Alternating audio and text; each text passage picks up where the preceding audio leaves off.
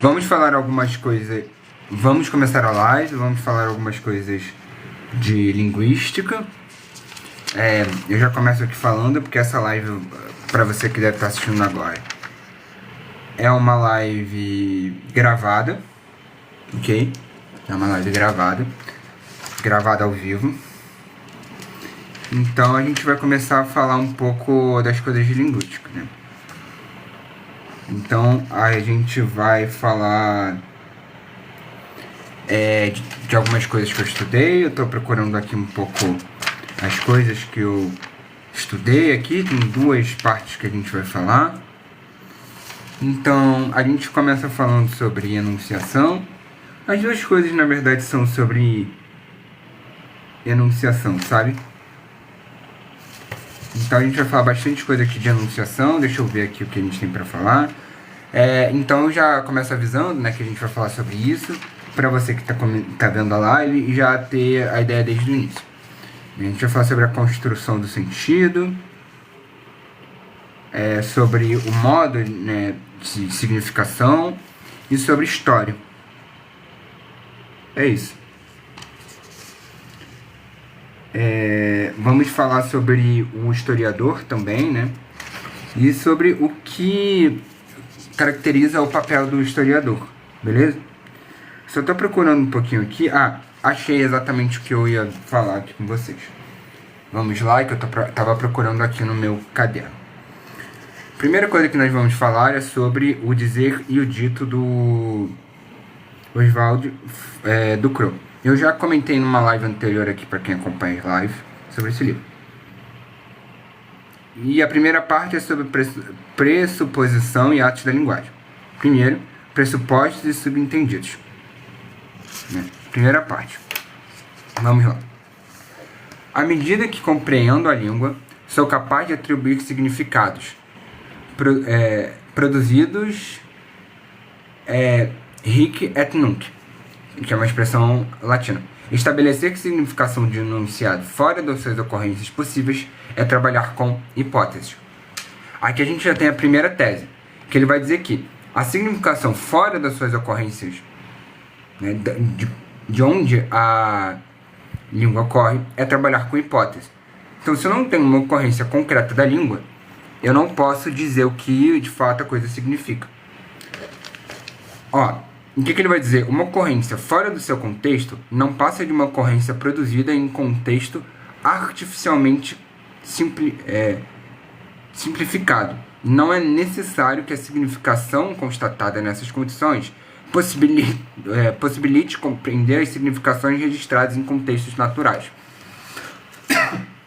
Se eu tenho a criação de um contexto para explicar um significado, não necessariamente ela vai dar o mesmo significado que o contexto real de utilização da língua.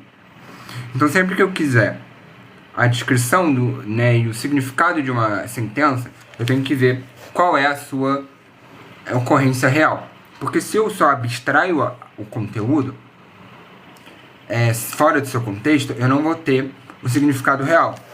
E aí ele vai dizer que existe a descrição semântica de uma língua, que é dado um enunciado qualquer. Enunciado é como se fosse fala, sentença, frase. Mas tem uma diferença. Mas é como se fosse uma frase, alguma coisa. Isso é um enunciado, né? A gente não diz fala. Fala é o que a gente fala. Fala Fala significa o fonoaudiólogo, talvez. O fonético, talvez. O que eu estou fazendo agora é fala. O enunciado pode ser escrito também. E aí o que acontece? No caso do enunciado escrito, no enunciado literário, nós temos outros tipos de coisas que a gente vai ver depois. A gente pode ter, por exemplo, um narrador. E o narrador, ele não necessariamente é quem está escrevendo. Então, o significado passa pelo narrador. Entende? Por isso que a gente diz que é enunciado, a gente não diz que é uma fala. Então, a gente diz o enunciado. Então, o que é a descrição semântica de uma língua? Dado um enunciado, produzido sob circunstância X, o sentido que essa ocorrência A tomou nesse contexto. Ou seja, a descrição semântica de uma língua, semântica tem a ver com significado, sintaxe tem a ver com forma. Então, assim, dado um enunciado e seu significado, a gente atribui o significado neste contexto à descrição semântica. Agora, a gente tem a descrição semântica linguística, que é a hipótese bem precisa sobre a organização a ser dada à descrição semântica. Ou seja, nós temos a descrição das sentenças e temos a descrição do que é possível ser dito sobre essa língua. De novo, quando eu atribuo um significado ao enunciado, ela é a descrição semântica de uma língua. Quando eu tenho a descrição das possibilidades de descrição da língua, é descrição semântica linguística. Que eu posso dizer se é uma descrição linguística, uma descrição lógica, psicológica, sociológica, beleza?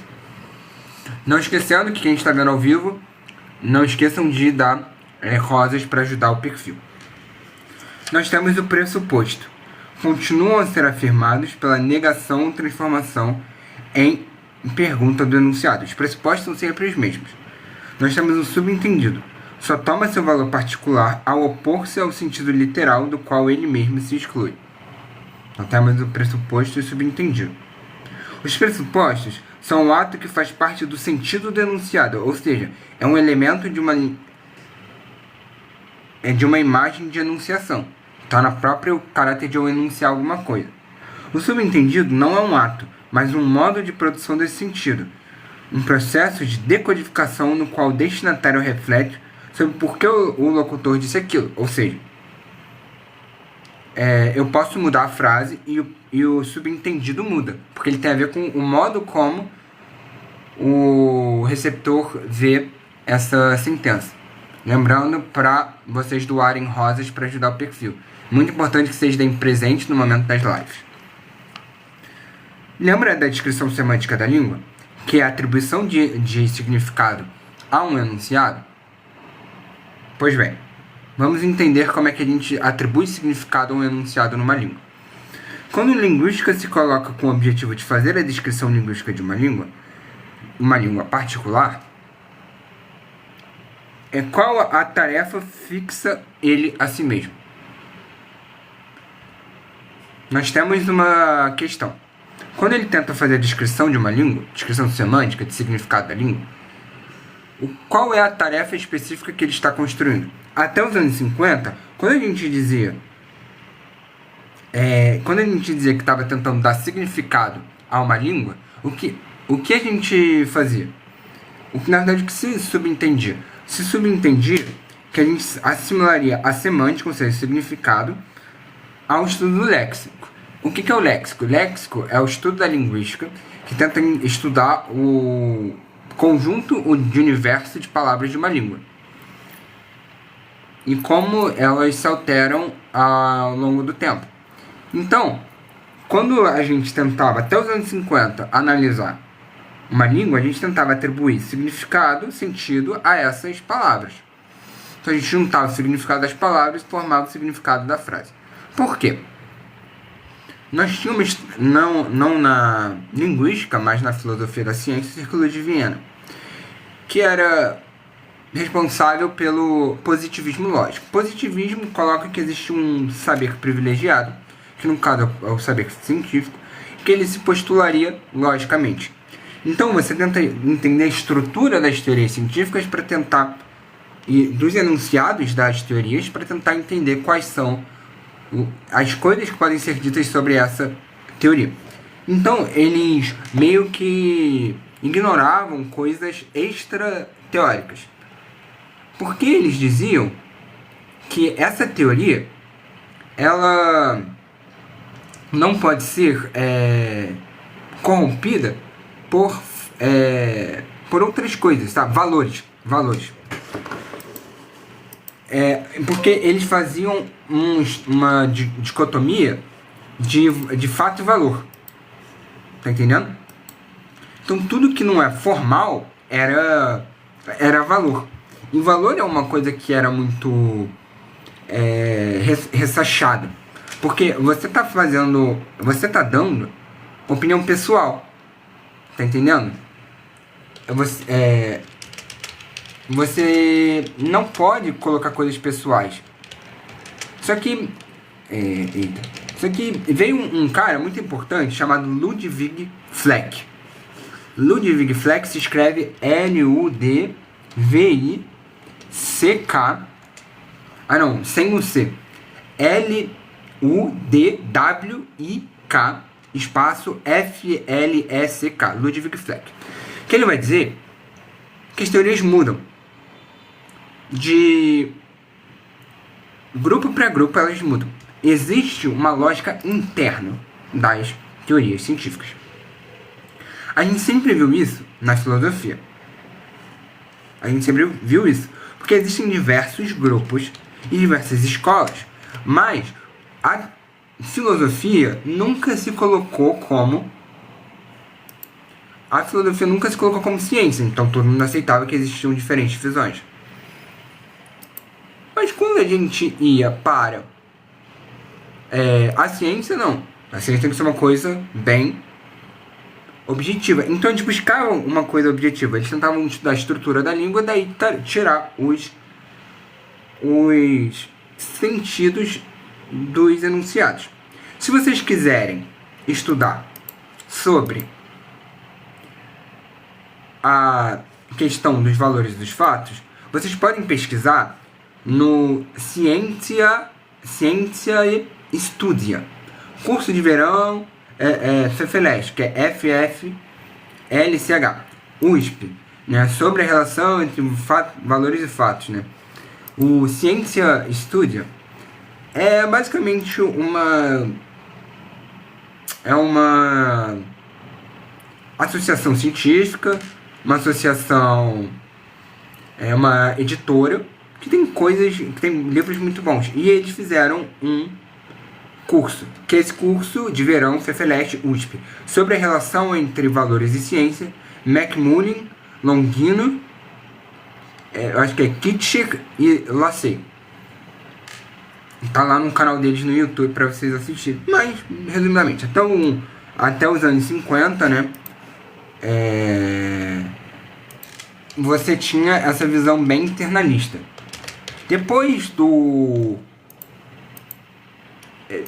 que a gente teve essa virada sociológica, a gente teve outras coisas, mas no início a gente tinha isso.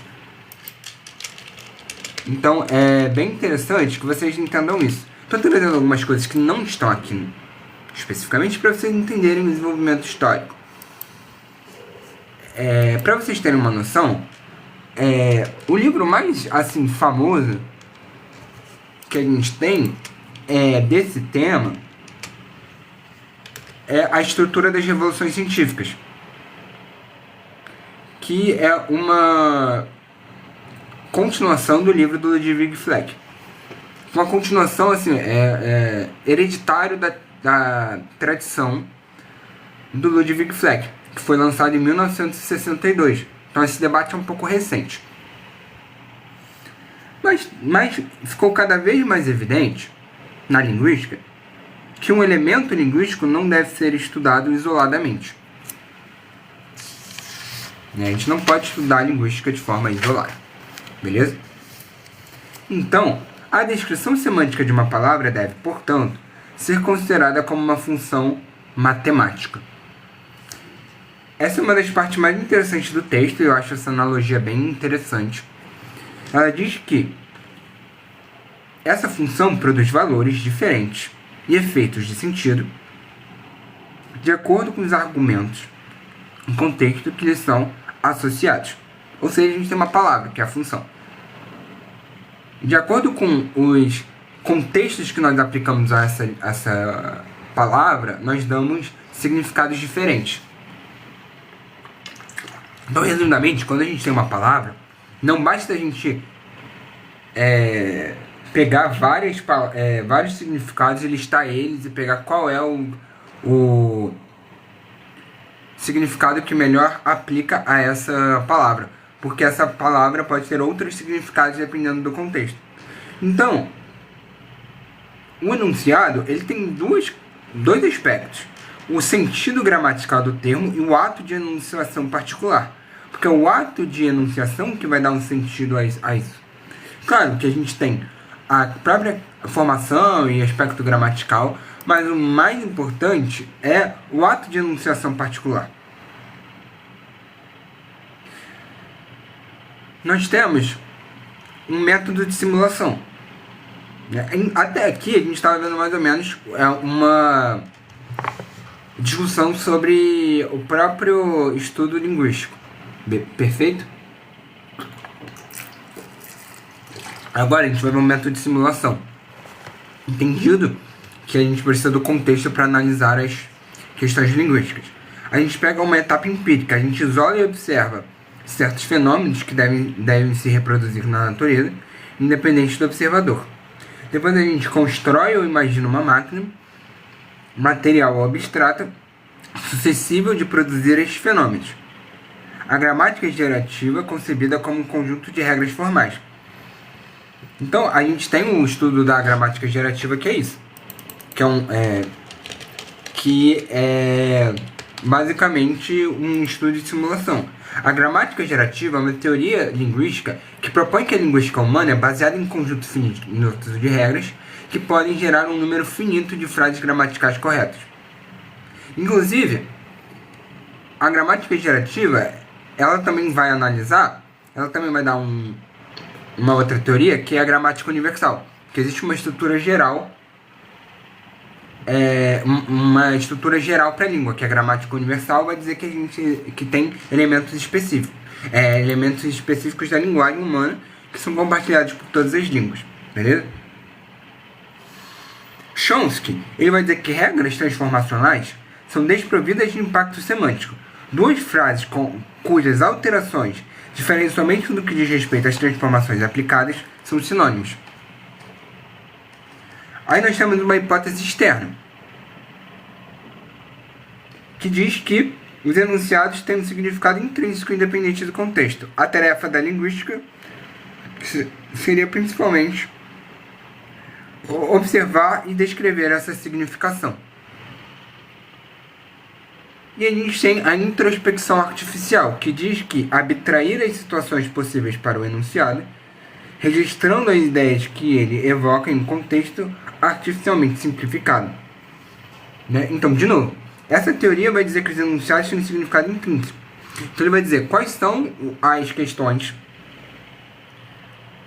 ou seja, quais são as questões e contextos que o enunciado evoca e quais são os sentidos que nós podemos criar a partir deles.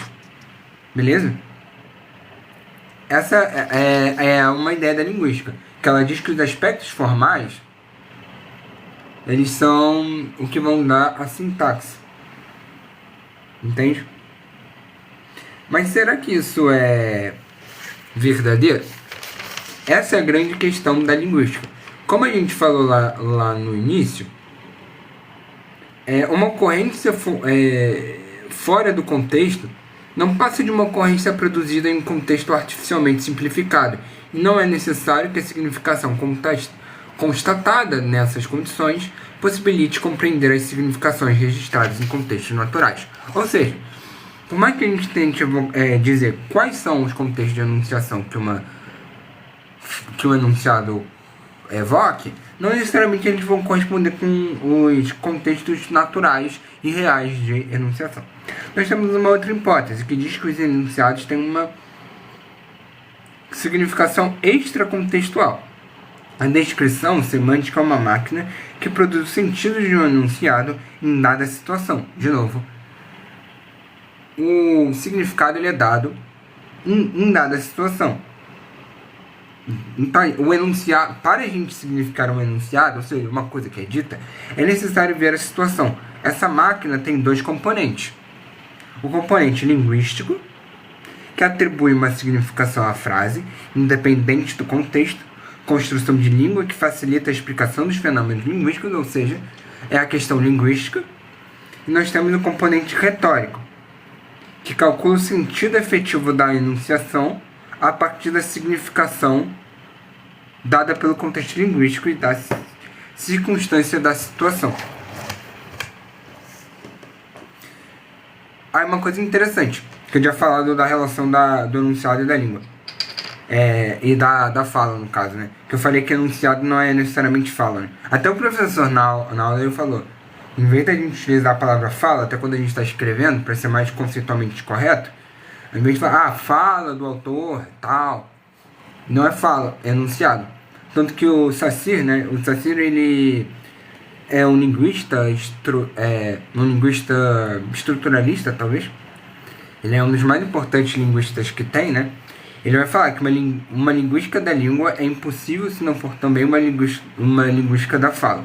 A língua são as relações entre os elementos da linguagem, os atos da fala, acontecimentos históricos que são os diversos atos de enunciação efetivamente realizados. Ou seja, ele vai basicamente separar o que é fala, o que é enunciação dos aspectos formais da língua. E ele vai dizer que não dá para você falar dos contextos em que se fala dos aspectos formais da língua. E ele era a semiótica, que é o estudo dos sistemas de signos, não pode construir-se sem incluir semântica, que é o estudo do emprego dos signos. Então, a gente tem que ter, para um estudo correto de uma língua, nós precisamos ter a sintaxe, nós precisamos ter o estudo da linguística, enquanto seus elementos formais, dos seus elementos de enunciação, que lembrando, que enunciação é igual ao contexto em que se fala. Boa noite, a live é sobre linguística.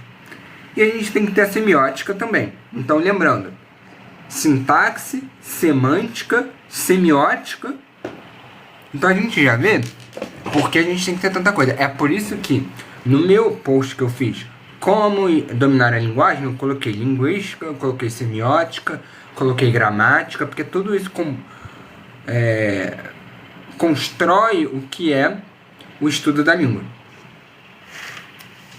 Então, nós temos o estruturalismo, que é a ideia do Saussure, né, do Fernand de Saussure. Pois bem, quem está aqui na live agora, eu preciso dizer que essa live ficará gravada depois no YouTube, mas é bom estar aqui para tirar dúvida. Vamos falar agora sobre o estruturalismo. O estruturalismo define os objetos de um domínio em relação uns aos outros, ignorando deliberadamente os aspectos que só podem ser definidos em relação aos objetos de outros domínios. As relações mútuas entre os objetos de um domínio são meramente consequências de sua natureza individual. Não são meras consequências de sua natureza individual, mas sim a base de sua própria constituição. Ou seja, o Fernand de Saussure diz que o que identifica os elementos da língua é a sua relação com os outros elementos da língua. Nenhum elemento da língua se dá isoladamente. É isso. E aí temos também o primado da linguagem. A língua tem uma inteligibilidade interna e uma independência que não depende do conhecimento extralinguístico do mundo. Ou seja, existe sim um aspecto da descrição das línguas que é interno à língua. Como a gente viu aqui na gramática gerativa. O que é gramática gerativa? A linguagem humana é baseada em um conjunto finito de regras que podem gerar um número finito de frases gramaticalmente corretas. Então existe um elemento interno. Então a gente vai ver duas coisas. Que nós devemos estudar os elementos internos da língua, para entender a língua, entender a sua significação, e os elementos internos da língua. Entende? E aí nós temos, né, que estudar, como eu falei, o enunciado no seu sentido gramatical. Peraí, deixa eu pegar o negócio que caiu. No seu sentido gramatical, a gente precisa estudar, e seu sentido de enunciação. Quando nós estudamos o sentido mais de enunciação externo da língua, nós podemos estudar diversos modos. Nós podemos estudar, por exemplo, a psicologia do discurso, nós podemos estudar também a sociolinguística. Tem diversas coisas que a gente vai estudando, por exemplo. Eu vou dar um exemplo aqui. Eu vou trazer alguns elementos aqui. Eu vou trazer alguns elementos de como a gente pode estudar uma língua. De novo aqui eu trouxe de novo aqui a pós-graduação em Filologia e Língua Portuguesa da USP. A USP, para quem não conhece muito, a USP ela é uma das universidades mais completas no estudo de letras. Além de ser, talvez, a universidade com o maior número de habilitações, sendo 16 habilitações, sendo uma habilitação de linguística e 15 de línguas estrangeiras, na verdade, melhor explicando, uma de linguística, uma de língua portuguesa e 14 habilitações de línguas, tendo algumas línguas um pouco incomuns em algumas universidades, como o armênio e o coreano. E a USP também tem muita coisa boa em letras a nível de pós-graduação. Para você ter uma noção, a principal universidade federal do país é a UFRJ, correto? A UFRJ é a principal universidade do país a nível federal. Se a gente for analisar o programa de pós-graduação da UFRJ, a gente vai ver que eles são bem mais reduzidos que a USP. Eles têm pouquíssimas coisas. Eles têm linguística, letras neolatinas, letras clássicas, ciência da literatura e letras vernáculas. Na USP, por exemplo, nós não temos literatura. Nós temos literatura brasileira, literatura portuguesa, estudos comparados em literaturas de língua portuguesa, que inclui as literaturas de línguas africanas, e nós temos a teoria literária. Então, a gente tem 4 programas de literatura. Ó, vamos ver. Vamos pegar aqui vamos pegar todos os programas de pós-graduação da FEFELESH, que é a Faculdade de Filosofia, Letras e Ciências Humanas. Deixa eu ver aqui se eu consigo achar cursos. Nós temos aqui Estudos Comparados de Literaturas de Língua Portuguesa, Filologia e Língua Portuguesa, Letras Clássicas, Literatura Brasileira, Literatura Portuguesa, Mestrado Profissional em Letras em Rede Nacional, Letras e Literatura Alemã, Letras Estrangeiras e Tradução, Língua, Literatura e Cultura Italianas, Língua Espanhola e Literaturas Espanholas e Hispano-Americanas, Estudos Linguísticos e Literários em Inglês, Língua, Literatura e Cultura Japonesa, Linguística, Teoria e Teoria Literária. Então a gente tem uma enormidade de programas de pós-graduação. Dito isso, você quer pegar alguma coisa de língua, de literatura, de letras, pesquise na USP. E aqui eu trouxe o programa de pós-graduação em Filologia e Língua Portuguesa, que eles têm uma linha de pesquisa chamada Língua, Texto e Discurso em Linguística Aplicada e Teoria do Discurso. De novo, Língua, Texto e Discurso em Linguística Aplicada e Teoria do Discurso. Vamos ver algumas coisas que eles trazem. Porque isso tem a ver que a gente está falando sobre linguística, estudo da língua. Eles falam de teorias do discurso, teorias do texto, aquisição do português como segunda língua, Bakhtin e o Círculo de Bakhtin, estudos da argumentação, tradição oral, narrativas e sociedades, alteridade no pensamento bakhtiano, argumentação, análise dialógica e ensino. Então você vê que tem diversas coisas que podem ser estudadas a nível de discurso. Agora vamos para o léxico. Lembra que no início da live eu falei que antigamente eles achavam que a língua era apenas o estudo do léxico? Mas vamos ver o que se estuda em léxico. Tem os estudos gramaticais do português. Temos o estudo da linguística de contato e a língua de contato, português como contato com outras línguas. Temos também lexicografia e terminologia em língua portuguesa, léxico e discurso, ou seja, você associa o léxico ao discurso, terminologia linguística, estudos do léxico no discurso literário, ou seja, literatura e léxico, geolinguística e o português brasileiro. Então a gente vai colocar estudos geográficos relacionados ao léxico do português, que é uma área chamada geolinguística. Que vamos lá. O que é geolinguística?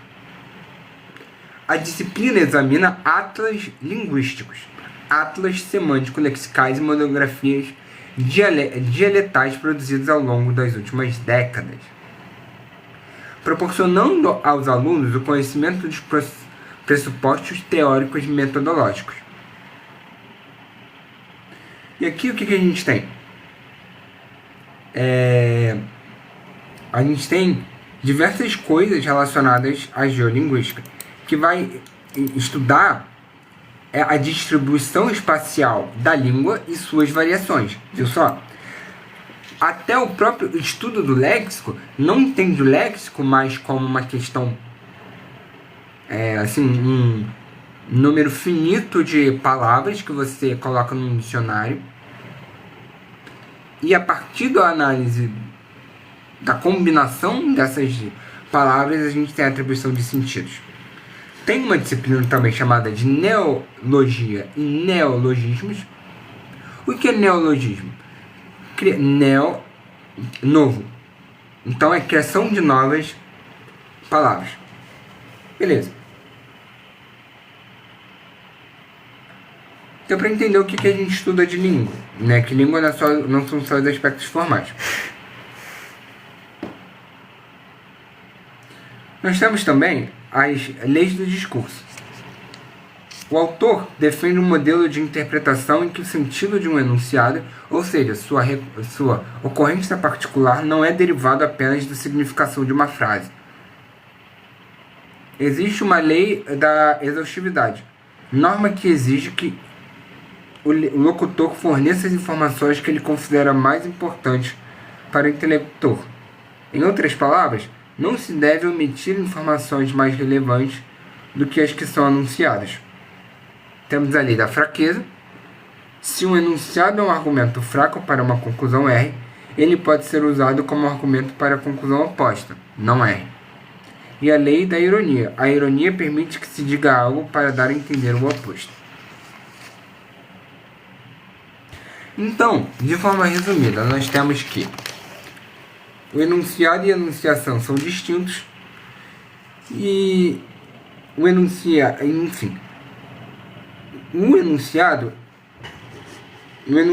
na teoria do Lacan, na psicanálise, o enunciado é o ego. Então, o enunciado ele é uma construção narcisística e imaginária. Resultado de identificações, não uma estrutura central e essencial. Entende?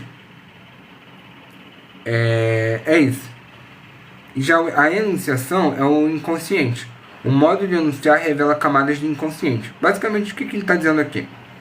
É bem interessante que a enunciação, para Lacan, ela revela o inconsciente, porque basicamente nós temos as coisas do inconsciente, da nossa mente, através da linguagem. Porque ele percebeu assim, eu quero acessar o inconsciente do outro. Então, a partir do diálogo, do discurso que eu tenho acesso. Porque é basicamente um jogo discursivo, a terapia, a análise, né? Então, o que ele percebeu? É na linguagem que mora o inconsciente. Então, ele vai trazer uma teoria linguística do inconsciente, tá entendendo? E é isso. As vozes, por exemplo.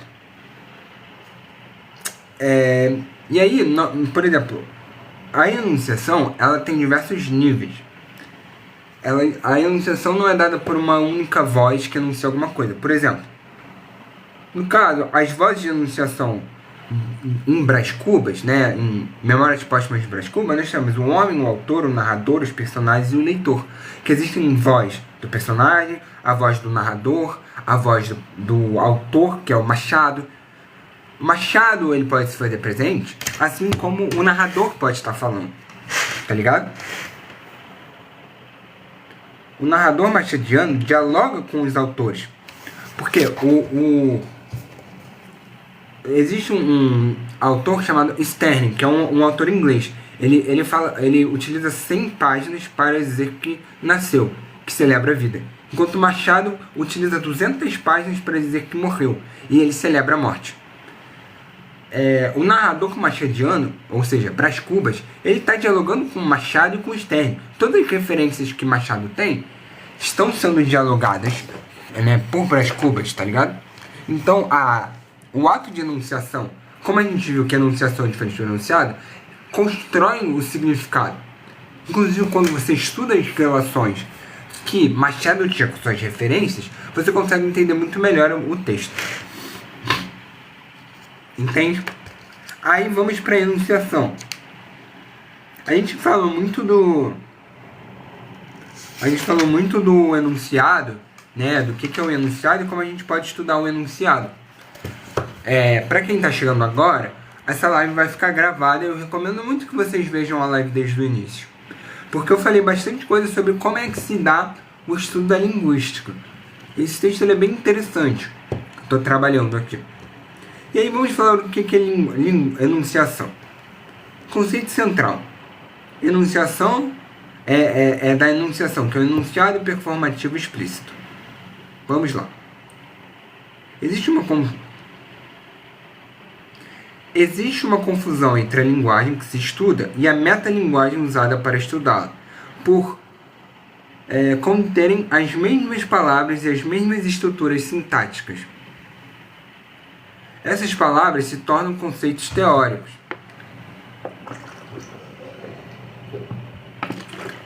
A linguagem não pode ser considerada independente da cultura, da qual é veículo, no interior da qual ela se desenvolve.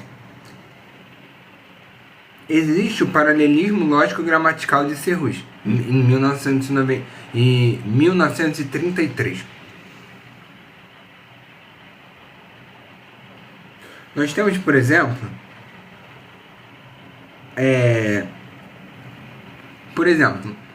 vamos lá. L disse: P é inteligente. Então, essa frase pode ser analisada de dois modos. Se a gente pega a frase e coloca entre aspas, P é inteligente, ou seja, L disse, entre aspas, P é inteligente, nós estamos dizendo no sentido de pronunciar as palavras. Quando a gente pega L disse que P é inteligente, nós estamos dizendo apenas que ele afirmou. Não quer dizer que ele pronunciou necessariamente essas palavras. Então, como eu disse, as palavras que a gente utiliza na língua normalmente, essas são, às vezes, palavras que a gente utiliza para descrição linguística. Então, essas palavras podem se confundir. Qual é o problema da forma 2? Por exemplo, L disse, entre aspas, eu prometo vir. L prometeu ir.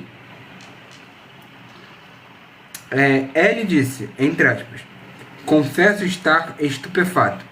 L confessou estar estupefato. Tá errado. Por exemplo, vamos lá, de novo, essa parte aqui é importante. Quando eu digo L disse, eu prometo vir, entre aspas, o eu prometo vir tá certo. Agora, eu colocar L disse, confesso estar estupefato, L não é válido. Dizer que L confessou estar estupefato. Esse caso não é válido. Então existem algumas questões aí. Tese. Um discurso indireto de um enunciado declarativo não é legítimo a não ser que se satisfaça certas condições. Vamos para a performatividade. Fatos. Interpretações que membros de uma comunidade linguística dão aos enunciados produzidos na sua língua.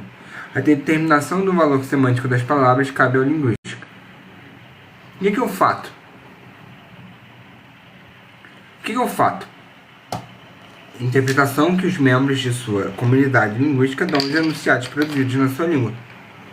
Ou seja, se tem um enunciado e a comunidade linguística deu um significado,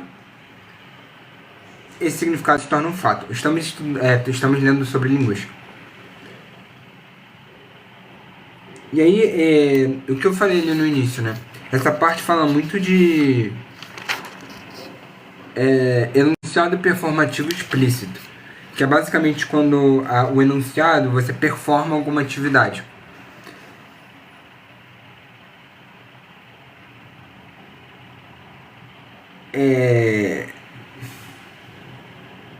E o que acontece? Né? Ele está dizendo que existem alguns tipos de... Ele está dizendo que existem algumas frases, alguns enunciados, que eles são também alguma ação.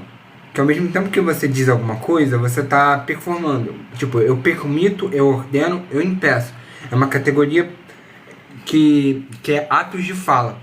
Que não é só uma frase, mas um ato. Um ato linguístico de ordenar alguma coisa. Para quem está assistindo a live agora, essa live depois vai ficar gravada no YouTube. E a gente discorreu sobre o que é linguística. Se você quiser aprender mais sobre língua, veja o início da live depois, gravado, porque tem uma discussão sobre qual é o papel da linguística e o que ela deve estudar. Porque o texto fala um pouco sobre isso, né? Porque o texto está falando sobre o enunciado e a enunciação. Vamos continuar. Nós temos a argumentação por autoridade e a autoridade polifônica. O locutor L mostra um enunciador asseverando uma certa proposição P. Ele introduz em seu discurso uma voz que não é forçosamente a sua. Ou seja, nós temos o que é a argumentação por autoridade polifônica. Polifonia quer dizer várias vozes. Então temos um locutor, eu estou falando. Ele vai dar uma descrição enunciativa do argumento por autoridade, que é basicamente, você vai falar assim: olha, o cientista XYZ disse tal coisa. Pesquisadores da USP disseram tal coisa. Porque o professor, não sei das quantas, disse alguma coisa. É muito comum que a gente veja em jornais o argumento polifônico da autoridade, que é o seguinte: o que Einstein pensava sobre a felicidade?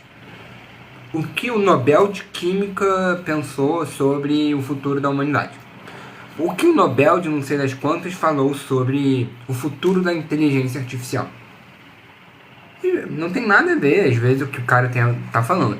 O que Bill Gates fala sobre o futuro da inteligência artificial? O cara já não trabalha diretamente com o negócio tem anos. Mas aí você utiliza esse argumento.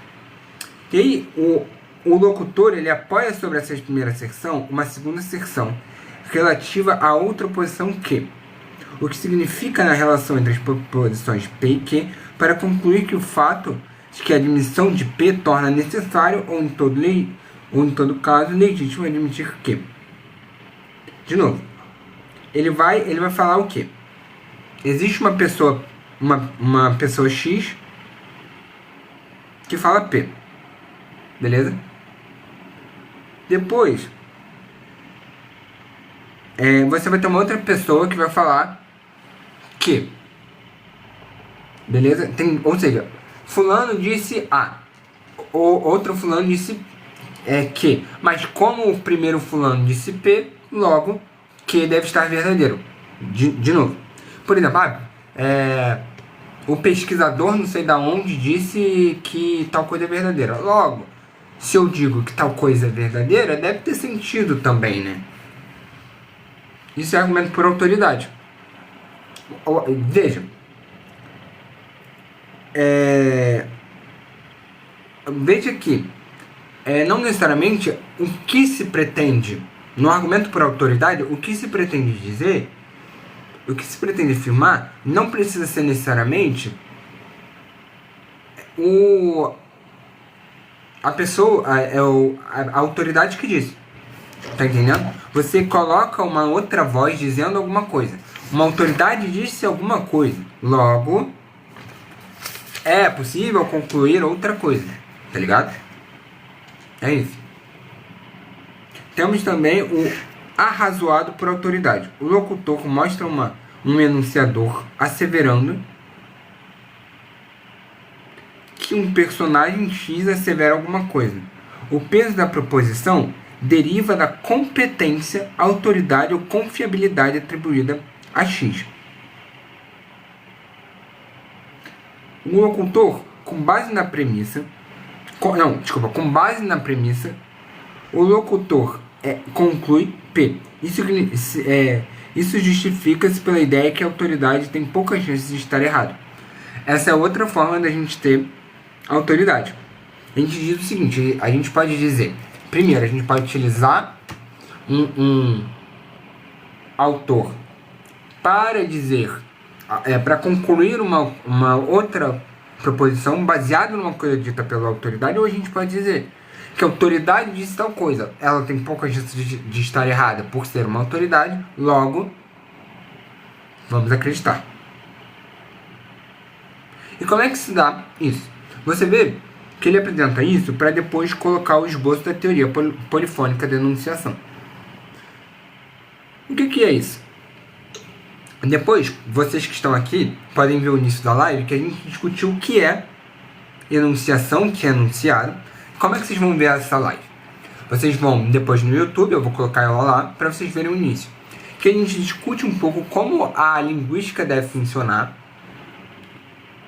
e o que se deve ter em mente quando a gente analisa um enunciado. Peço a todos que estão aqui agora na live, no TikTok, que vocês, se puderem, doem rosas ou qualquer outra coisa, que é legal para ajudar o perfil, para a gente juntar aí presentes. Vai ajudar muito no longo prazo aqui do perfil, se vocês tiverem alguma coisa para doar. Agora a gente vai falar de uma coisa muito importante. Estejam atentos, doem o que vocês puderem, chamem os amigos, que vamos falar de duas coisas muito importantes agora aqui. Vamos falar sobre a teoria polifônica. Caramba. E vamos falar também sobre história. Vamos falar sobre teoria polifônica, sobre história. Aula muito boa agora. Vamos falar sobre o esboço de uma teoria polifônica da enunciação e depois vamos discutir o texto, o discurso histórico, que está no livro O Rumor da Língua. Vamos lá? Mikhail Bakhtin, introduziu o conceito de polifonia na análise literária, mostrando que, em certos contextos, diversas vozes existem sem hierarquia. Eu até escrevi errado aqui. Eu escrevi diversas vocês, mas é diversas vozes. Em Bakhtin, a polifonia era aplicada a textos inteiros. Então ele dizia que o texto, um livro, um conto, deve ser analisado polifonicamente. Ducrot, que é o autor desse livro que a gente está estudando, aplica a enunciados isolados, mostrando que até uma frase simples já contém múltiplas instâncias de enunciação. Vamos lendo, parando para analisar algumas coisas. E se vocês tiverem dúvida, vocês podem comentar. O modelo tradicional atribui ao enunciado 3 propriedades ligadas a um único sujeito: a responsabilidade pelo conteúdo, que é a asserção, origem da enunciação, quem fala, e fonte das intenções comunicativas. Segundo Ducrot, Mesmo em frases simples, essas três dimensões podem ser divididas entre diferentes vozes, impossibilitando manter um modelo unicial. Essa parte é importante, vamos por partes. Vamos com calma. A responsabilidade pelo conteúdo ou asserção, nós temos a origem da enunciação, quem fala, e a fonte das intenções comunicativas. Vamos pegar aqui uma coisa importante que eu vou trazer aqui para vocês verem. A gente fez um exercício bem legal. Como não somos bobos nem nada, eu vou tentar pegar para vocês o exercício que eu tive na aula. Eu não sei se eu vou conseguir achar aqui para vocês, porque tem bastante folha aqui.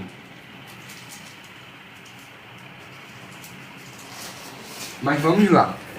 Vou tentar achar aqui para vocês, ó, um narrador. Não é esse livro aqui. Não é esse livro. Vamos falar também, a gente pode falar sobre o narrador, se vocês quiserem também. Também não é esse aqui. Eu acho que é este livro aqui. A Grande Discórdia. Não, também não. Eu acho que é esse livro aqui, ó, talvez. Temos aqui, ó, a teoria polifônica da enunciação. Ó, vamos lá.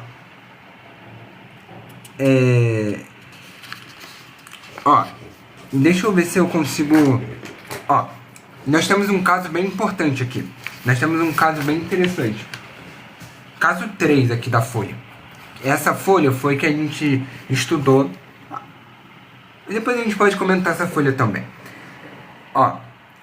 Caso 3. Enunciado simples em contexto simples. Texto alheio. Suponha que meu filho traga uma circular da escola em que está escrito: eu, abaixo assinado, autorizo meu filho a...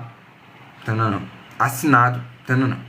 Só terei pessoalmente que escrever meu nome em branco que segue a expressão abaixo assinado. Ora, é claro que não sou o autor empírico. O autor empírico é quem escreveu. É o diretor, sua secretária ou a secretária de educação. Mas desde que eu tenha assinado, aparecerei como locutor do enunciado. Para que serve a assinatura? Baseando-me em trabalhos de Christian Platin, considerei sua dupla função. Em primeiro lugar, ela serve algumas vezes para indicar quem é o locutor a ser designado pelo eu, e a quem é imputada a responsabilidade do enunciado. A segunda função essencial é a de assegurar a identidade entre o locutor indicado no texto e um indivíduo empírico. E a assinatura realiza tal função em virtude de uma norma social que exige que a assinatura seja autêntica. Ou seja, quando a gente tem um texto, quem fala é quem assina. Mesmo que o autor empírico, que é o autor quem diz, é quem escreve, né? Quem escreve não é quem diz aquilo que está escrito. Porque, vamos de novo. O modelo tradicional diz que um enunciado tem 3 coisas específicas: a origem da enunciação, quem fala, a fonte das interações comunicativas e a responsabilidade do conteúdo. Mas quando a gente tem, por exemplo, como eu falei, o caso ali era um bilhete de escola. Quando a gente tem um bilhete de escola e o pai assina, a responsabilidade do que está escrito fica a cargo do pai. Quem está falando o que está escrito num bilhete de escola é quem assina, que é o pai. Ou a mãe, enfim, né? Aqui no caso era o pai, né? Louco, Jorge. Conceitos fundamentais da teoria polifônica agora.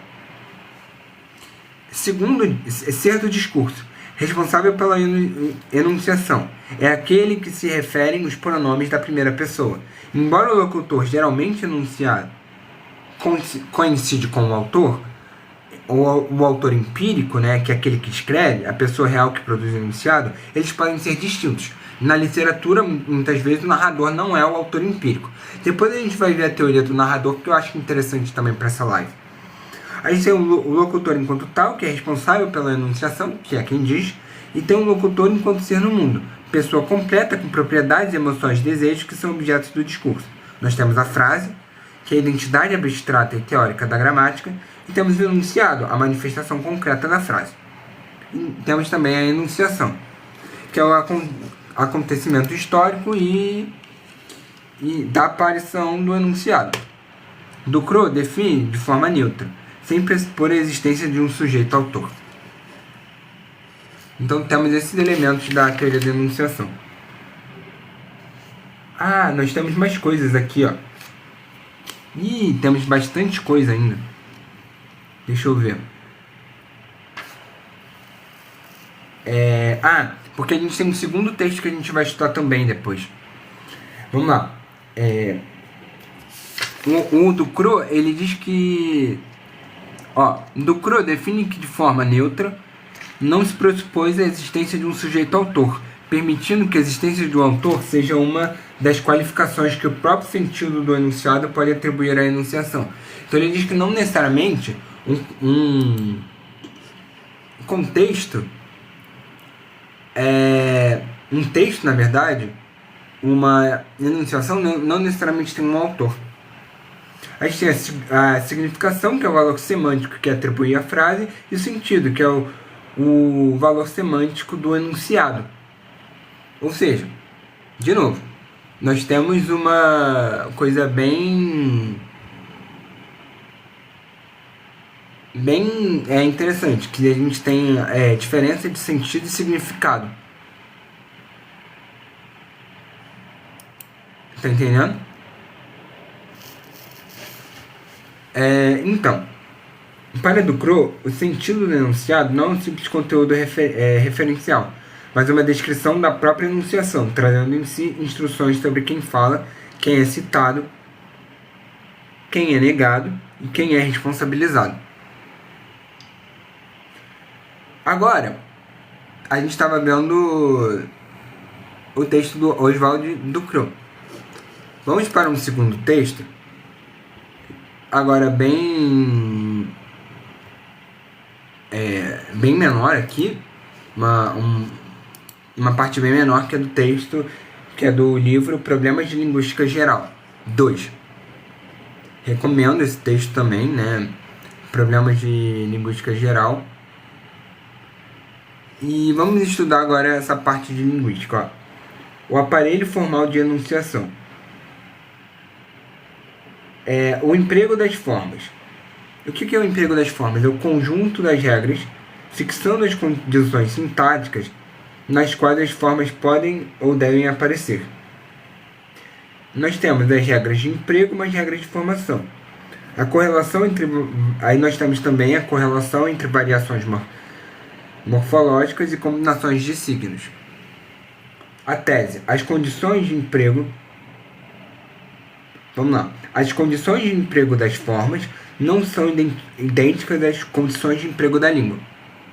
De novo, quem está aqui agora, peço que, depois que a live acabar, veja a live gravada no YouTube, porque a gente já explicou como deve se dar o estudo da linguística. Foi a primeira parte que estudamos. Que ele fala justamente isso. Que quando estudamos a língua, nós devemos analisar outros aspectos que não só os elementos formais da língua. Nós temos a enunciação, que não é simplesmente a fala, é o ato mesmo de produzir o enunciado, e não o texto do enunciado. O enunciado é uma frase. Formas de se estudar o enunciado. Nós temos a realização vocal da língua, sons emitidos e percebidos, que é a fonética. Nós temos a sistematização da língua, como sentido que se forma as palavras, que é a teoria do signo e a análise da significância. É a gramática transformacional e a teoria da sintaxe universal, que estuda os aspectos formais e universais da língua. E temos também a enunciação no quadro formal da sua realização, que é o próprio ato de enunciar, mas situações em que o ato se realiza e os instrumentos de sua realização. De novo, 3 formas de estudar a enunciação. Grava isso é importante. Nós temos a realização vocal da língua, que é a fonética. Nós temos a sistematização da língua, semantização da língua, que é a gramática transformacional e a teoria da sintaxe universal, que diz que existe um aspecto universal, formal universal do Brasil, da língua, que permite que estudemos qualquer língua. E nós temos também a enunciação no quadro formal, que vai estudar o ato de enunciar, como você está enunciando. Nós temos também situações em que o ato se realiza, não é só o ato, como eu falo, mas a situação em que ele se realiza e os instrumentos que eu utilizo para a sua realização. Os pronomes pessoais demonstrativos aparecem como uma classe de indivíduos linguísticos. Eles nascem de uma enunciação. Os pronomes não têm significado a priori. O significado dos pronomes é dado pela enunciação. Nós temos a temporalidade, que ela é produzida na e pela enunciação. O tempo presente coincide com o momento da enunciação. Da enunciação procede a instauração da categoria do presente. O presente é propriamente a origem do tempo. E é isso. Muito bom. Terminamos agora de falar sobre a enunciação geral. Agora vamos para uma enunciação do discurso histórico, que também é interessante de ser falado. Como eu disse, o Bakhtin, ele trabalha a enunciação e ele traz uma teoria polifônica, né, de que existem várias vozes no texto literário. Então, o que ele vai falar? Né? O que ele fala? O narrador, ele é uma voz, o personagem é outra voz dentro do texto. O autor é outra voz, que deve ser levado em conta. Quem escreve deve ser levado em conta, mas não necessariamente o que está sendo dito é dito pelo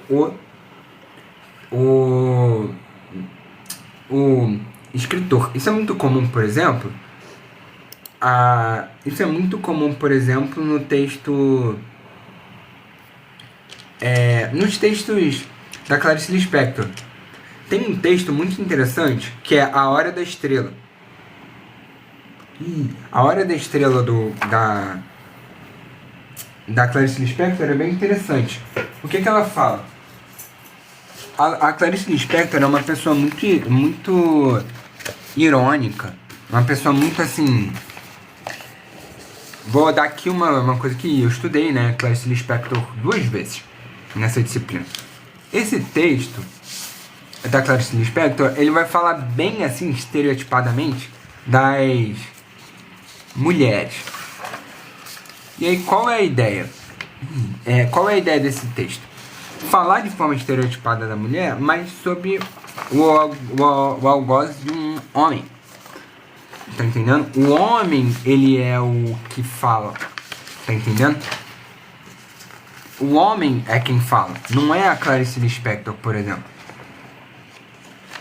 Deixa eu ver. Eu quero ver aqui se eu consigo achar alguma coisa. Vamos, antes de ir para o discurso histórico, nós vamos trabalhar com o texto da Clarice Lispector. Vamos falar de Clarice Lispector? Ó, esse texto é bem interessante. É A Hora da Estrela. Vamos lá. Tudo no mundo começou com um sim. Uma molécula disse sim a outra molécula e nasceu a vida. Mas antes da pré-história, havia a pré-história da pré-história.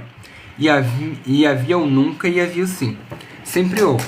Não sei o que, mas sei que o universo jamais começou.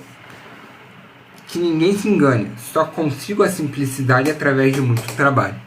Já começa com uma pedrada. Enquanto eu tiver perguntas e não houver respostas, continuarei a escrever. Perceba que ela está falando um eu aqui. Quem é esse eu? Veremos adiante. Como começar pelo início se as coisas aconteceram antes de acontecer? Ou seja, antes do início havia um início. Se antes da pré-história já havia os monstros Vamos lá, de novo. Se antes da pré-história já havia os monstros apocalípticos, se a história não existe, passará a existir. Pensar é um ato, sentir é um fato. Os dois juntos. Sou eu que escrevo o que estou escrevendo. Deus é o mundo. A verdade é sempre um contato interior inexplicável. A minha vida, a mais verdadeira e irreconhecível, extremamente interior, e não tem uma só palavra que a signifique. Meu coração se esvaziou de todo o desejo e reduz-se ao próprio último ou primeiro pensar. A dor de dentes que perpassa essa história deu uma fisgada funda em plena boca nossa. Então eu canto alto agudo uma melodia sincopada e estridente. É a minha própria dor. Eu que carrego o mundo e a falta da felicidade. Felicidade? Nunca vi palavra mais doida, inventada pelas nordestinas que andam por aí aos montes. Começou a falar das nordestinas, que é o ponto principal do texto.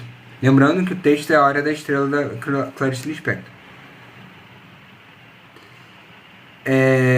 E aqui, como a gente estava falando antes, sobre a teoria polifônica.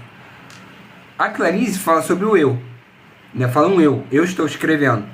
Só que esse eu não, como a gente aprendeu, existem vozes. A Clarice é importante para entender o texto? Sim. Mas não é a Clarice que está falando, como a gente vai ver. Como eu irei dizer agora, quem é esse eu vamos descobrir mais adiante. Essa história será o resultado de uma visão gradual. Há 2 anos e meio, venho aos poucos descobrindo os porquês. É a visão da iminência de que, quem sabe se mais tarde saberei, como estou escrevendo na hora mesma que sou lido. Só não inicio pelo fim que justificaria o começo, como a morte parece dizer sobre a vida, porque preciso registrar os fatos antecedentes. Escrevo neste instante com algum prévio pudor, por vos estar invadindo com uma tal narrativa tão exterior e explícita, de onde, no entanto, até sangue arfante de tão vivo de vida poderá, quem sabe, escorrer ao longo e logo se coagular em cubos de geleia trema. Será essa história um dia meu coágulo? Que sei eu. Se há veracidade nela, é claro que a história é verdadeira, embora inventada. Que cada um a reconhece em si mesmo, porque nós somos um, e quem não tem pobreza de dinheiro, tem pobreza de espírito, ou saudade por lhe faltar coisa mais preciosa que o ouro. Existe a quem falta o delicado e essencial. De novo, como é que sei o que vai se seguir e o que ainda o desconheço, já que nunca vivi? Começamos. É que numa rua do Rio de Janeiro peguei no ar de relance o sentimento de perdição no rosto de uma moça nordestina. Sem falar que eu, menino, me criei no Nordeste. Veja bem, o texto é escrito pela Clarice Lispector e se chama A Hora da Estrela. Mas aqui a gente vê o primeiro elemento do narrador. E o primeiro elemento que ajuda a entender a voz que narra essa história. Sem falar que eu, em menino, me criei no Nordeste. Menino, não é a Clarice que está falando. Também sei das coisas por estar vivendo. Quem vive sabe, mesmo sem saber. Assim é que os senhores sabem mais do que imaginam e estão fingindo de sonhos. Veja. É numa rua do Rio de Janeiro, peguei no ar de relance o sentimento de perdição no rosto de uma moça nordestina. Então é um homem que está falando sobre uma moça nordestina. Proponho-me que não seja complexo o que escreverei, embora obrigado a usar palavras que vós sustentam. A história, determino com falso livre-arbítrio, vai ter uns 7 personagens e eu sou um dos mais importantes deles, é claro. Agora, eu, Rodrigo S.M., relato antigo este, pois não quero ser mordenoso e inventar modismo à guisa de originalidade. Assim é que experimentarei, contra os meus hábitos, uma história com começo, meio e grande final. seguindo de silêncio de chuva caindo. Veja, é um homem falando de uma mulher nordestina. Rodrigo S.M. História exterior explícita sim, mas que contém segredos, a começar por um dos títulos. Ou seja, uma história exterior, que não é sobre ele. Quanto ao futuro, que é precedido por um ponto final e seguido de outro ponto final, não se trata de capricho meu. No fim, talvez, se entenda a necessidade do delimitado.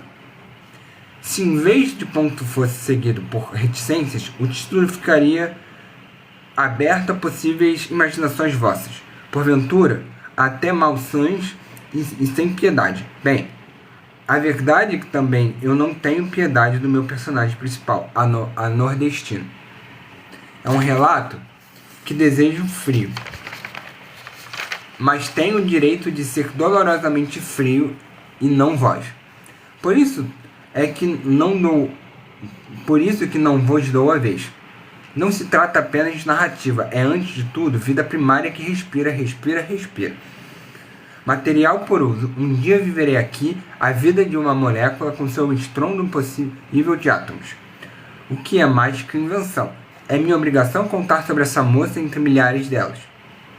E dever meu, nem que seja de pouca arte, o de revelar-lhe a vida. Porque há direito ao grito, então eu grito. Grito puro sem pedir esmola. Sei que há moças que vendem um corpo, uma única posse real, em troca de um bom jantar em vez de um sanduíche de mortadela. Então ele está falando de prostituição. A venda do corpo por um jantar. Mas a pessoa de quem falarei mal tem corpo para vender. Ninguém a quer. É virgem e inócua. Não faz falta a ninguém. Por que eu trouxe esse texto? Porque a gente discutiu na aula para dizer que a Clarice vai tratar de diversos preconceitos, estereótipos da mulher. Fala sobre a mulher que vende o corpo, da mulher que não é nordestina, que não é interessante para os homens do Rio de Janeiro. E aí ela começa a falar das mulheres que não são queridas pelos homens do Rio de Janeiro, a mulher que é virgem e inócua. Aliás, descubro eu também não faço a menor falta. E até o que escrevo, um outro descreveria. Como a nordestina, há milhares de moças espalhadas por cortiços, vagas de cama num quarto, atrás de balcões trabalhando até a estafa. Não notam sequer que são facilmente substituídas, que tanto existiriam como não existiriam. Ou seja, ela está falando da mulher nordestina como uma mulher de menor valor. É bizarro, cara. Porque ela traz, como eu disse ali no outro momento, Rodrigo S.M., relato antigo. Então você vê que ela dá uma voz, ela dá uma persona à voz que narra. Isso é bizarro. Então o que acontece? A Clarice transforma o narrador num narrador homem para mostrar a visão que os homens têm das mulheres. Isso é bizarro. Você vê a sutileza que ela se utiliza? Que é um homem contando sobre como ele vê as mulheres. Essa é a história da Hora da Estrela. E é uma coisa assim, bem dolorida, sabe? Isso é bem dolorida. Porque ela passa uma imagem dolorida. Como vocês podem ver. Ela fala sobre as nordestinas de um modo muito triste. Né?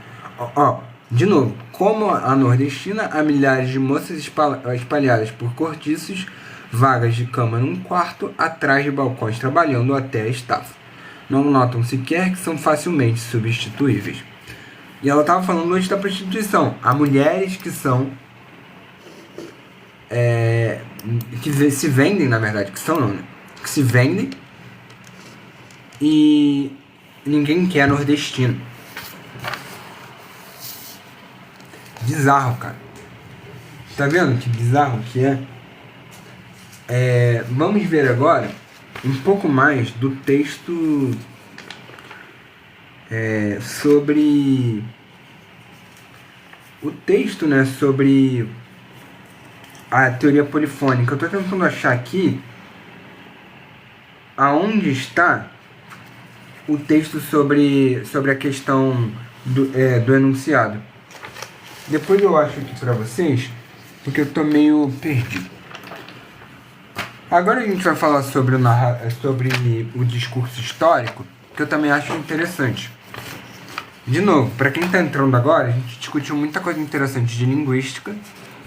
Eu acho que vale a pena vocês depois verem a live desde o início, porque ela fala bastante sobre questões relacionadas... Ah, tá aqui. Tá aqui, ó. Achei o texto. Vamos falar mais sobre a teoria polifônica. Depois a gente vai para o discurso histórico, ok? Olha, uma teoria polifônica da enunciação. A gente vai ver algumas coisas aqui. Depois a gente vai para alguns casos, né? Eu falei já de um dos casos. E é isso. Deixa eu ver se tem mais coisa aqui pro final. Isso aqui é um... Ah, sim. A gente, na aula, a gente estudou alguns textos, mas vamos lá. O que é a teoria polifônica da enunciação? O objetivo é contestar o pressuposto da unicidade do sujeito falante, de que cada enunciado possui unicamente um autor. Como eu disse, existem alguns elementos do enunciado que são atribuídos ao autor. Só que a teoria polifônica vai dizer que existem diversas vozes. E essas diferentes vozes explicam questões diferentes. Mikhail Bakhtin, ele diz que existe uma teoria polifônica, né? E nessa polifonia ele analisa a literatura, na literatura popular ou carnavalesca, que ele qualifica de mascarada. O autor assume uma série de máscaras diferentes, ou seja, o autor, o personagem e o narrador, eles têm vozes diferentes, não são a mesma pessoa dentro do discurso, e eles têm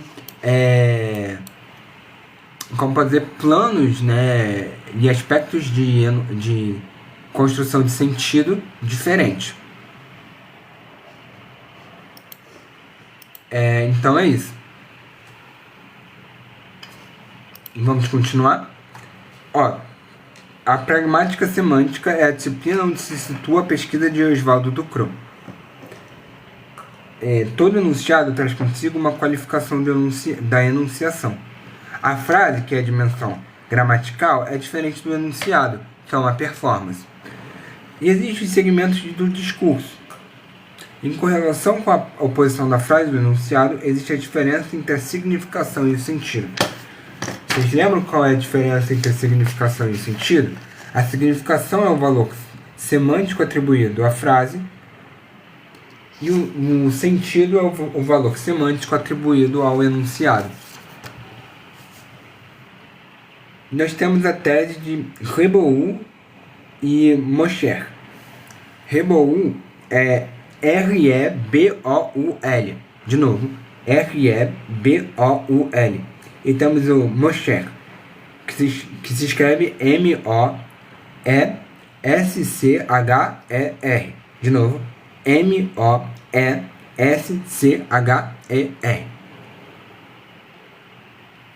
E é de 1984.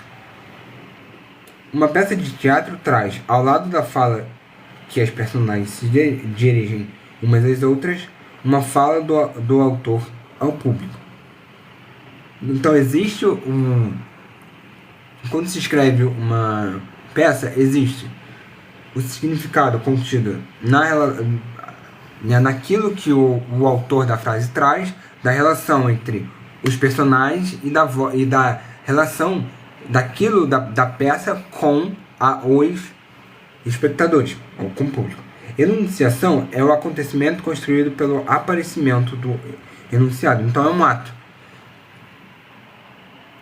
A enunciação é sempre um ato. É o objeto próprio da concepção polifônica do sentido mostrar como o enunciado assinala em sua enunciação a superposição de diferentes vozes. Então nunca é uma única voz. Ao dizer entre aspas. Pedro é inteligente pode se apresentar em enunciação como resultado totalmente de uma escolha, ou seja, de uma decisão tomada de fornecer uma certa informação a propósito de um certo objeto. Com Pedro é inteligente, exclamação, ela é dada ao contrário, como motivada pela representação desse objeto. E a inteligência mesma de Pedro que parece levar a dizer como Pedro é inteligente. Ou seja, quando eu coloco Pedro é inteligente, estou dizendo que Pedro é inteligente. Quando eu coloco Pedro é inteligente, exclamação, é o mesmo que eu dizer como Pedro é inteligente.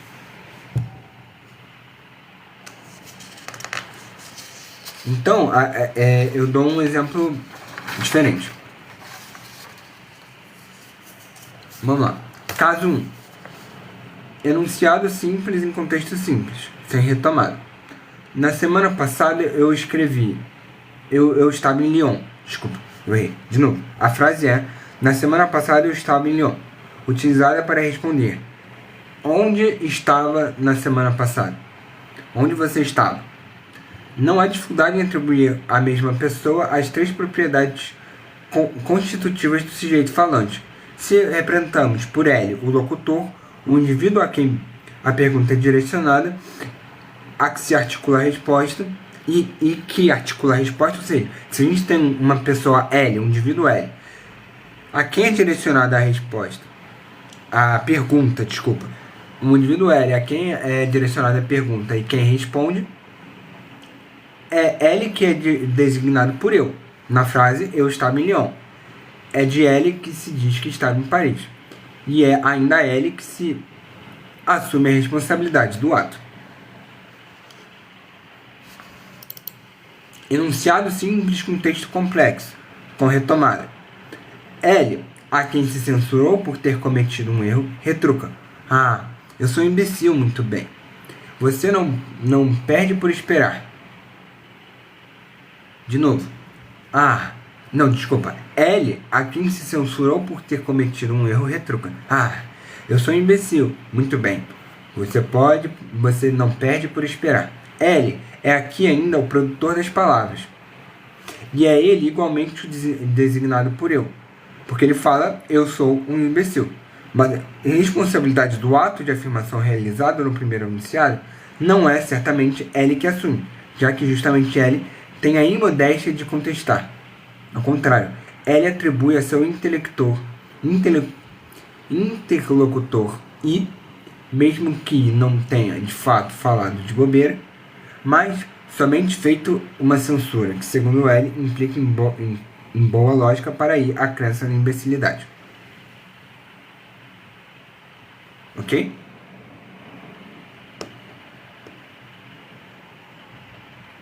L é igualmente aquele designado pelo eu. Então, na frase, L, a quem se censurou por ter cometido um erro, retruca. Ah, eu sou um imbecil.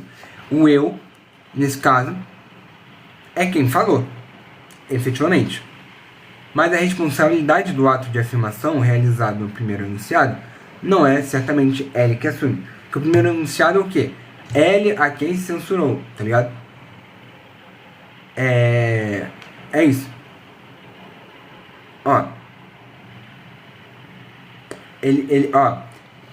No primeiro enunciado não é certamente L que assume, já que justamente L tem a imodéstia de contestar. Ao contrário, L atribui ao seu interlocutor.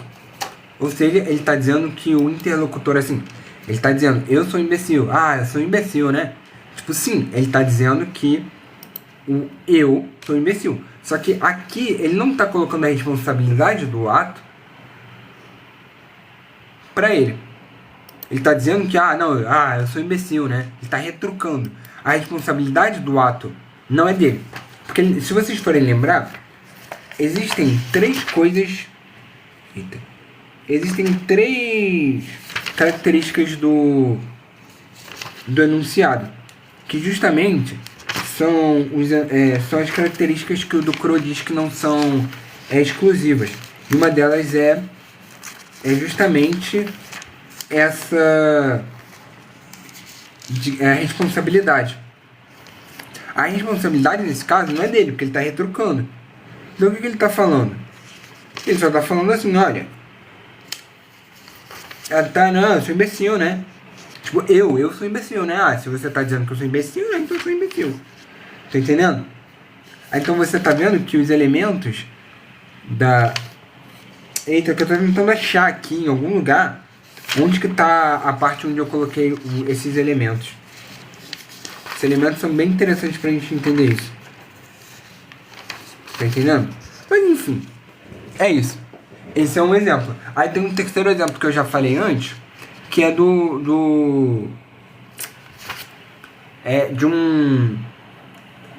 uma coisa pra casa, né? Tipo, o pai e a mãe recebem uma cartinha no colégio e falam, olha, assina aí pro teu filho conseguir ir pro passeio do colégio. Aí o pai e a mãe vão lá e assinam. Quando o pai e a mãe assinam, existe o autor empírico. O que é o autor empírico? Que empiricamente escreveu aquilo. Ele escreveu, olha. E aí nesse caso, quando o pai assina, o enunciador daquilo que está sendo escrito é o pai. O pai fala, por exemplo, eu autorizo que blá blá blá blá blá blá. O pai assina. Então quem está autorizando ele, a responsabilidade do que é dito, está no pai.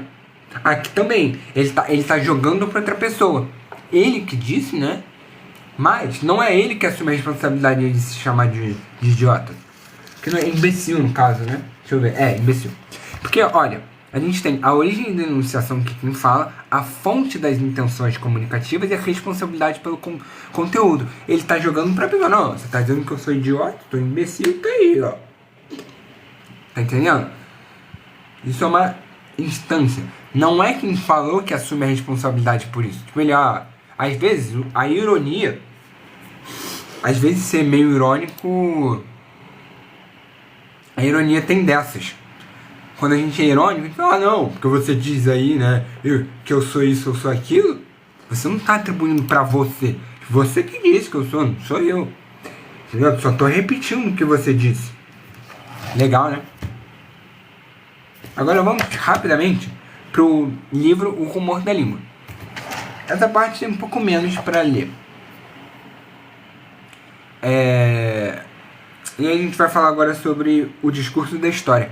É legal, é muito legal que se você pesquisa aqui, ó. Pelo menos assim, eu não sei se aparece no... Eu não sei se aparece isso pra vocês no Google, mas aparece pra mim aqui no Google, quando você pesquisa, o discurso da história vai pra um site. Ih, caramba. Vai pra um site. Deixa eu ver se isso aqui ia pra um site de história. E agora não tá mais. Tinha um site de história. Deixa eu ver.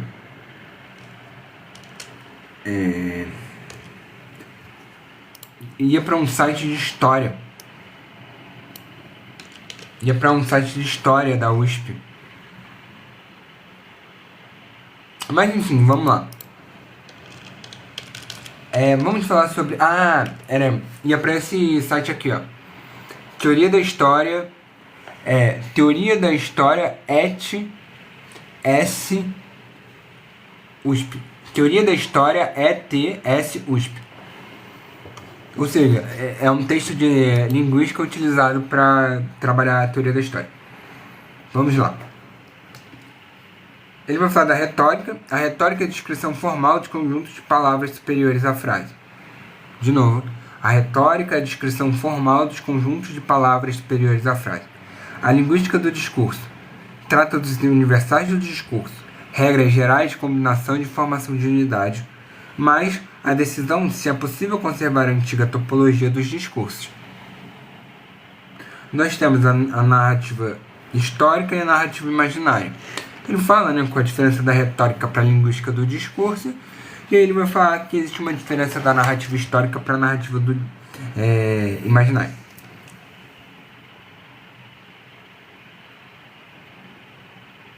Temos também, eu acabei não anotando aqui tudo aqui na frase, mas nós temos a escuta explícita aproxima o historiador do antropólogo. Porque qual é a ideia do antropólogo, né, e do historiador? A grande diferença é que o historiador narra, o antropólogo não narra. O antropólogo descreve. O antropólogo, ele não sei se vocês conhecem, mas minha área de formação é de ciências sociais. Então, nós temos antropologia no curso. E uma das coisas que fundamentam a antropologia, né, historicamente, a antropologia era formada... Primeiro, ela era formada por... Uma pré-antropologia era formada por relatos de várias navegações que vinham para o continente americano, estudavam os povos aqui. Nessa época, né, para você ter uma noção, né, John Locke, Rousseau e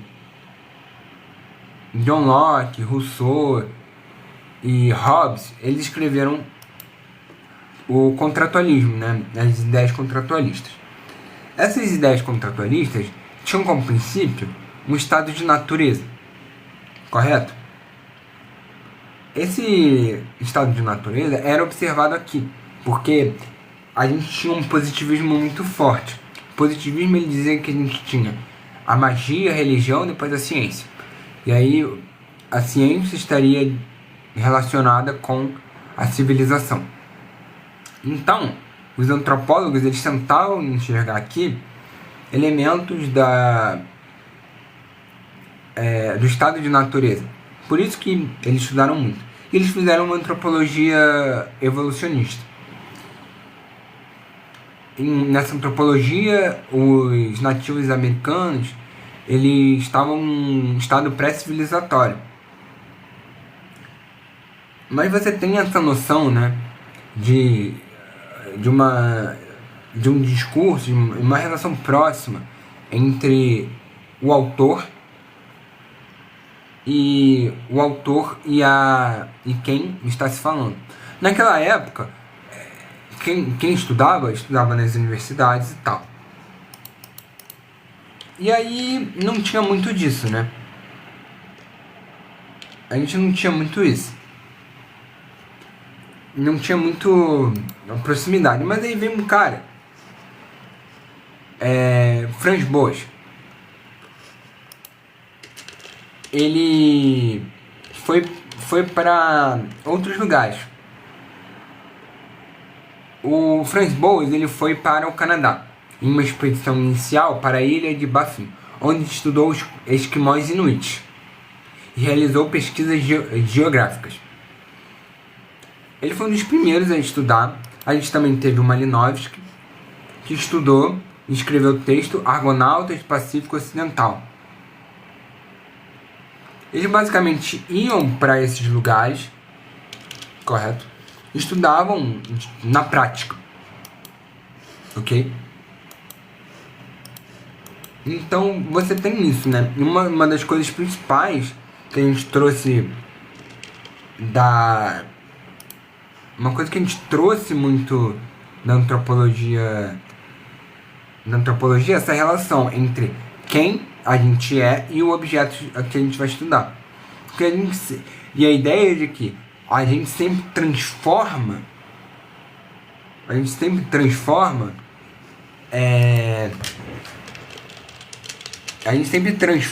o objeto que a gente vai trabalhar, correto?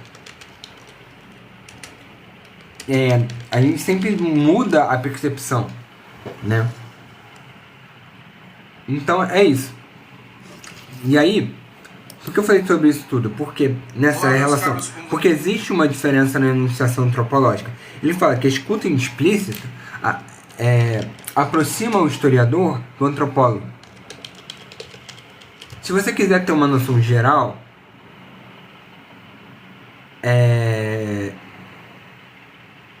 uma visão geral da antropologia, você pode pesquisar o texto do Lapratini, que é muito bom. Esse texto ele é realmente muito bom. E esse texto ele vai te dar um pouco de tudo que é antropologia.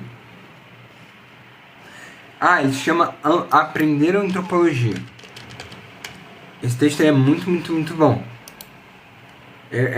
Do François Laplatine. Mas enfim, voltando. A gente tem alguns organizadores do discurso antropológico, do discurso histórico. E aí, que são a imobilidade, a volta acima, a volta abaixo, parada e anúncios. Beleza? E aí uma coisa interessante que a gente precisa entender no discurso histórico é o atrito de tempos. Que o tempo da enunciação e o tempo da matéria enunciada são diferentes. Isso é uma coisa importante a se falar. E aí nós temos alguns fatos do discurso. Que aí no caso, como a gente está estudando o discurso antropológico, o discurso histórico, existem alguns fatos interessantes no discurso histórico. A gente tem a aceleração da história, onde mesmo número de páginas para períodos de tempo diferentes. Ou seja, a gente às vezes coloca coloca, por exemplo, 10 anos em 10 páginas, ou a gente coloca um século em 10 páginas. Isso é uma coisa interessante. Ou seja, a gente pode ter períodos imensos em que o autor escolhe privilegiar e períodos mais curtos, mais longos. E é interessante, quanto mais o tempo enunciado se aproxima do tempo do enunciador, mais lenta e detalhada se torna a enunciação.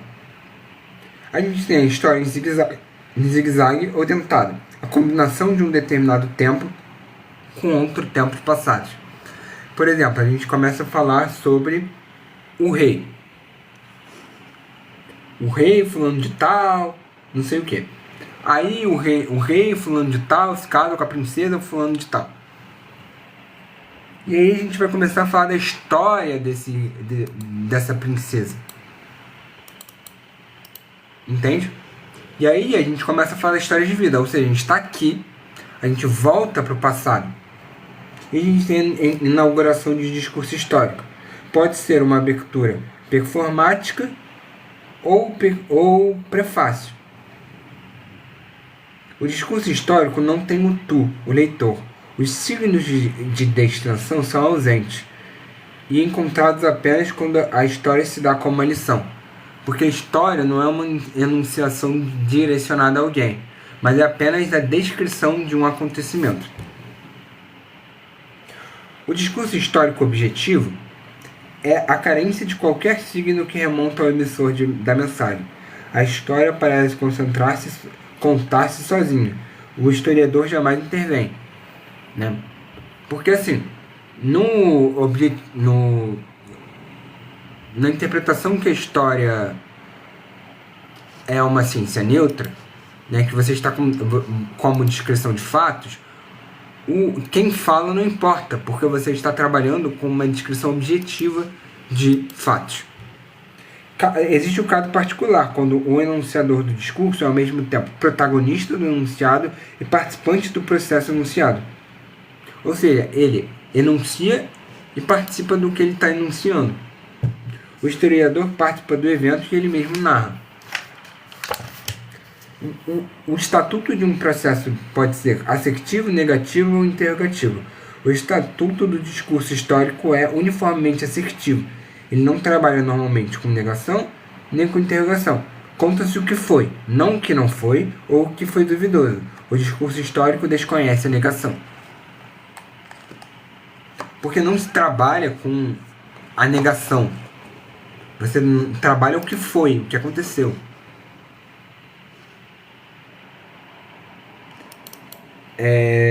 Para que a história não signifique, é necessário que o discurso se limite a uma série de instrumentos estruturados de anotações. Ou seja, se você só anotar um monte de coisa, ela não vai significar nada. Porque é a relação entre eventos que vai dar significação. Se eu só anotar coisas como acontece nos anais, ou em caso de cronologias. É isso. Agora, como a gente tinha falado do discurso literário, vamos falar agora sobre o narrador. Vamos falar agora do narrador. Para terminar, nós vamos falar Las Voces de la Novela, de Oscar Taca. Capítulo 3, o narrador. Esse texto fala de várias coisas, né, sobre as novelas. Novela que não é novela que a gente vê na televisão, não. Novela, assim como gênero literário, assim, tipo de escrito literário. Modos fundamentais do narrador. O narrador fora dos acontecimentos narrados e o narrador que participa dos acontecimentos. O narrador que participa dos acontecimentos, ele é um narrador que participa como um dos personagens. Esse narrador, ele pode ser um personagem principal, um personagem secundário ou só uma testemunha. Entende? Que ele não participa assim ativamente. Ele só é uma pessoa que vê. Aí a gente tem dois tipos de narrativa. Primeiro, vamos por parte. Primeiro a gente falou sobre os tipos de narrador. Pode ser um narrador fora dos acontecimentos ou dentro dos acontecimentos. Ele pode ser um personagem principal, secundário ou um personagem testemunha, né, só. E aí o personagem principal é aquele que desempenha as ações. O personagem secundário normalmente é aquele que acompanha aquele que faz as ações. Como, por exemplo, o Sr. Watson, né, do Sherlock Holmes. Bem interessante, né? Ele é um personagem secundário. Nós temos a narrativa onisciente e o narrador em terceira pessoa, que sabe tudo sobre a história e os personagens. Temos o narrador hipostasiado, narrador que assume uma existência própria dentro da obra.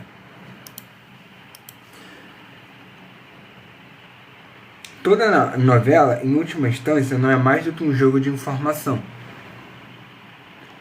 Sem narrador não há novela. Abandonar a ideia de Foster de que o criador e narrador são uma e a mesma pessoa. A maior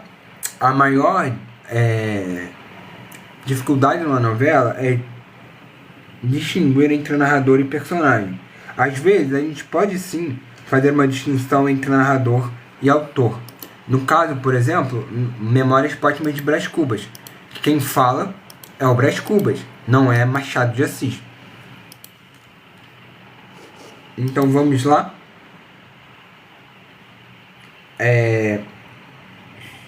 Nós temos a diegese, uma narração de uma história sendo o universo ficcional de uma obra onde tudo que faz parte da realidade narrativa acontece. Temos a mímese, representação de ações e personagens através de suas próprias vozes. nós temos a diégese e a mímese. A mímese é uma imitação do real. A mímese é a figura em que o orador imita a outra. Então a gente pode ter uma mímese. Entende? No caso, a mímese é um termo crítico e filosófico cujo princípio é o que a poética, a arte deve ser uma imitação da vida real. Tanto que o drama e a comédia, eles eram instrumentos de ensino. Na Grécia Antiga, a poética funcionava e o teatro funcionavam como mimeses do real. A quem está chegando agora, essa live já está acontecendo há bastante tempo. Nós falamos de linguística. E quem quiser assistir depois, veja ela gravada que colocaremos ela no YouTube. Mas voltando. O verdadeiro caráter de um narrador não consiste tanto no que se conta, sim em como se conta. No âmbito da novela e do conto, todo narrador é fictício. A perspectiva do narrador determina, pois, a perspectiva da novela. Sou da USP. A caracterização essencial do narrador deriva do conhecimento ou informação entre o narrador e seus personagens. Aí é legal que a gente tem dois elementos principais. Nós temos dois elementos principais na novela.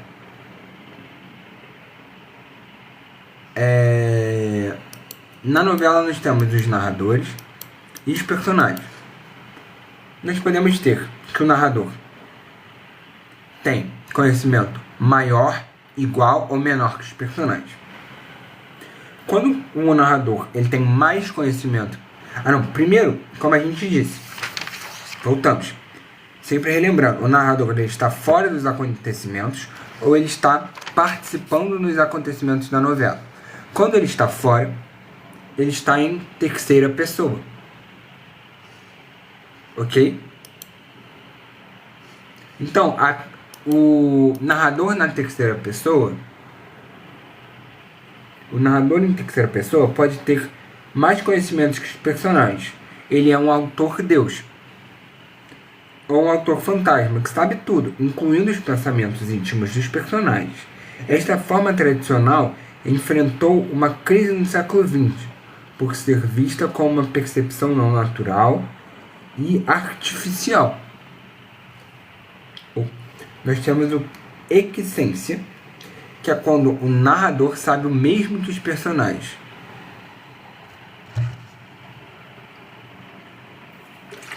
Quando ele sabe o mesmo, o conhecimento do narrador é igual ao das personagens. O narrador abdica da onisciência para ver o mundo através da intermirada dos personagens, ganhando vibração humana. Esta modalidade inclui o discurso indireto livre. E aí temos também quando o narrador sabe menos que os personagens. O narrador tem menos informação que os personagens, limitando-se à descrição do comportamento exterior. Esta restrição cria sombras, silêncios e um clima de mistério. Quando é que o narrador tem menos conhecimento que os personagens? Quando os personagens são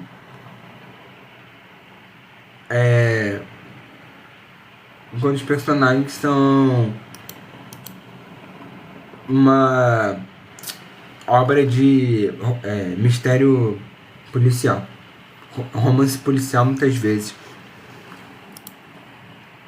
Nós temos um narrador dentro da história. O narrador dentro da história como podemos dizer, ele é sempre em primeira pessoa, porque eu faço tal coisa. Então, na única forma que você pode ter, como em primeira pessoa, eu estou fazendo tais coisas. Então, basicamente, você só pode ter o caso em que o narrador sabe o mesmo que os personagens. Todos os outros são logicamente inválidos. Entende? O narrador e o personagem coincidem no seu conhecimento. Nós temos também outras coisas a falar sobre o narrador. Lembra que eu falei? Quando o narrador ele é em terceira pessoa, mas ele tem o mesmo nível de conhecimento que um personagem, aí essa modalidade inclui o discurso indireto livre. Agora a gente precisa dizer o que é o discurso indireto livre. É uma técnica narrativa que mistura a voz do narrador com a voz, pensamentos e sentimentos de um personagem sem que haja marcação clara como aspas ou travessão. Porque o personagem ele coincide com quem está narrando. O autor ele não está falando sobre os personagens, né, acima dos personagens. Ele está igual aos personagens. É isso. Eu acho que acabou por aqui, talvez. Acabei falando muito nessa live, mas é isso.